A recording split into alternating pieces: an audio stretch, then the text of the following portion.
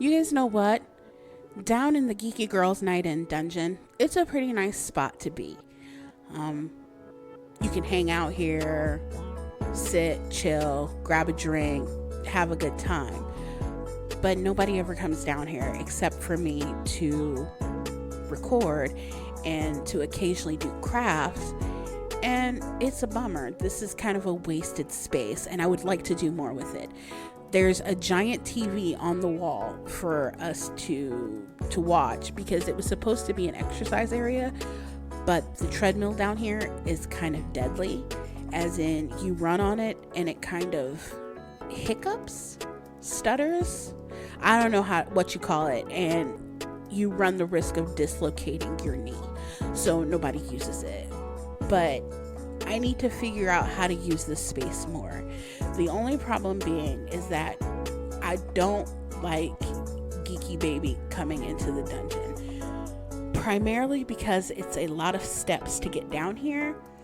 And though she is older, she is not really good with steps. And I'm really concerned about her falling down. And so since she can't be down here, it's either, stay upstairs and spend time with my family or be down here by myself because she can't be by herself. One of us has to be up there with her. Also, laundry is done down here, and the dungeon is divided into two sides. And so there's the side I'm on, which is quite spacious. And then there's the other side where the washer and dryer is, along with the cat's poop box. So, yeah, we come down here on occasion, but for scooping litter and doing laundry. That's how that goes. I'll figure it out one of these days. Anyway, this is Leslie. Welcome back to Geeky Girls Night In. I'm sure glad to have you here. I hope you're happy to be here. Our last two episodes have been interviews, one with Oya and one with Mac the Maker, and I want to thank them both again for agreeing to come on the show and chat at me a little bit about what they do. I'd like to interview more people. However, I'm not sure how to go about this. Do I want to interview authors? Sure. Do I want to interview local people? Yeah, but how do I do that and continue on a geeky bent about it? That is something that I'll have to figure out. I would like to get more into the local scene, I guess, here in Indianapolis. It seems like an awesome place to be, and Chef Oya shows me that on a daily basis just by, perusing her page. Seems like a lot of fun. And I don't do a whole lot in the city. I just kind of go to work and I come home and I take care of my family and I do this and I write and things like that. So we'll see how it goes. In other news, E3 has started and I know everybody's excited to see what's going on.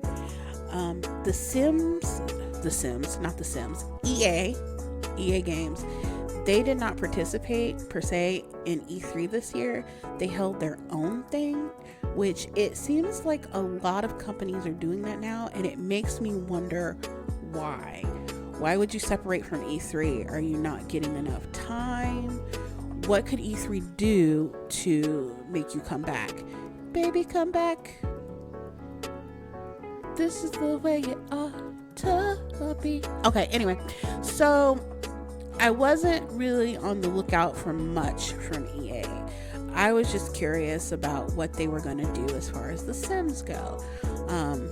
Sims 4 is getting up there in age, so I wondered if they were going to announce Sims 5 or, a new Sims or something. They announced a new expansion that will include mermaids and things like that. I wrote an article on Geeky Girl's Guide to Life that talks a little bit about my Sims experience and why I go so hard in the paint for Sims. It's kind of a personal thing, so feel free to go ahead and read that and comment and talk about your experiences with video games and how they make you feel. I would love to read about that. Also, don't forget, if you're interested in dropping my character or a character that I made into your Sims game, you can just look me up using the hashtag GGNI, and you can also upload your content to the gallery and use the hashtag GGNI, and I will use it in gameplay. So I've had one person do that so far, and I've had people download my Sims characters, and one actually contacted me and let me know that my Sims character had gotten naked and was crying around a campfire, which I have probably done at some point in my life. It would not surprise me. I may have been inebriated. I don't know. So she said the only way that she could calm the Sims character down was to tell ghost stories, which is absolutely not me. The last thing I want to be is terrified out of my wits. So there's that. Also, on the Geeky Girls Guide to Life page, Quinzel also wrote an article about Aladdin. I think she's actually written 2 articles about Aladdin. Apparently she's a huge Aladdin fan, and so in her mind, this newest movie had a lot to live up to. Rest in peace, Robin Williams.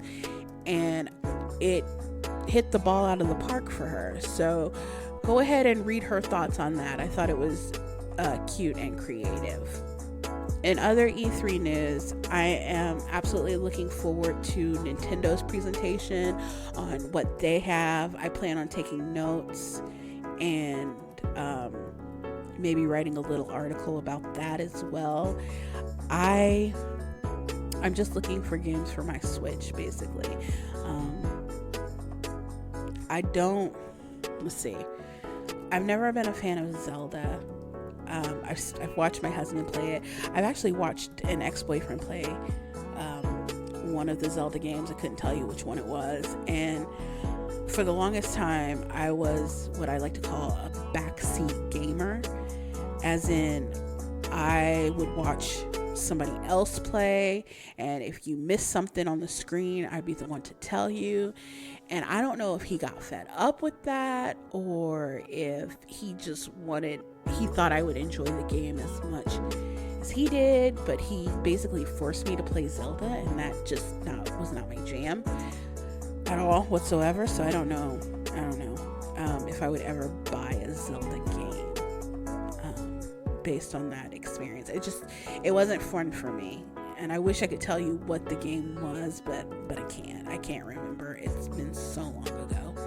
Moving on, we are well into Pride Month, and this past weekend was Indianapolis's Pride Parade. I was going to go, but I was a little anxious and concerned about parking. I didn't know where to go. I didn't really know what to do. So I did not go, and I keep telling myself each year that I'm going to go, but I'm putting my foot down. Next year I am going, and my plan is to wear one of those shirts that says Mom Hugs on it, and you come and you get a hug from me. If you don't have supportive parents and you're out, I am your mom now. Please drink water, come eat some pot roast or some broccoli if you're vegan. I ain't picky. And you're gonna come help me water my plants while I tell you about my day. So you are my kid now. Congratulations. I like to think I'm a good parent. Geeky baby loves me. So hey, I think I'm doing something right. I just want to be the best ally that I can be, and supportive and helpful. And I believe love is love, and you are who you are, and we'll make it through.